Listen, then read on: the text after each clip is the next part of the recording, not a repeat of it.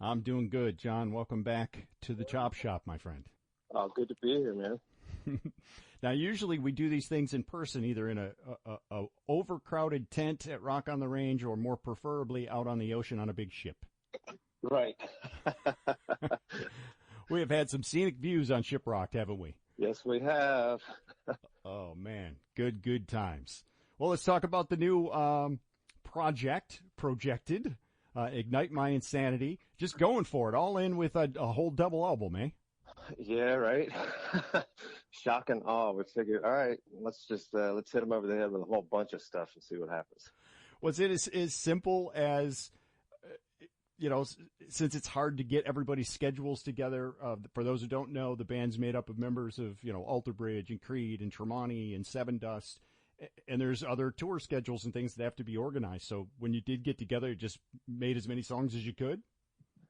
Sort of, yeah. I mean, we never sat down and said, okay, we're going to do a double album concept record. First of all, I've never done one, so there's a bit of a learning curve when you go into it, because you're like, normally, I mean, the hardest part was when I got the work board out. We're drawing the lines on there. Normally you got like 14, 15 lines, and here I am up at like 22, 23, going, wow, there's a lot of spaces and a lot of holes to fill here. Yeah. But,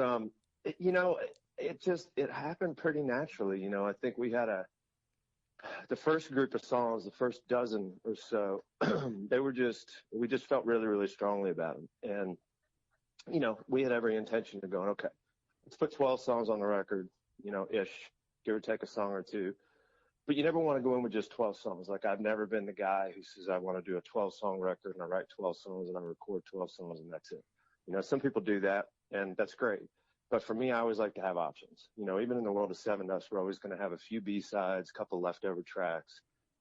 So, Scott and myself were talking. I said, what's a good number? And he was like, let's get up around 16, 16, 17 songs, something like that. And then we can kind of trim it back. And we did, and we got there pretty quickly. And the trimming process was the problem, because every time I tried to cut something, someone would flip out. And, that's never a bad thing, because I'm like, all right, maybe I'm just not hearing this one like somebody else is. And then we try to trim something else, and someone else would trip out on that. And, every time I tried to make a cut, there was just an argument, a really good one, why we shouldn't cut the song. So we realized pretty quickly, we said, all right, we got here as quickly as we did. Let's just work a little bit more. Let's write a few more demos. Let's sort out a few extra things, and let's just see where it ends up. Let's see where we actually get to. At this point, with every intention of having two records, kind of to do what Tremonti did with Dust and with Cauterize. Right. Do one huge 20 song writing process, but cut them right down the middle.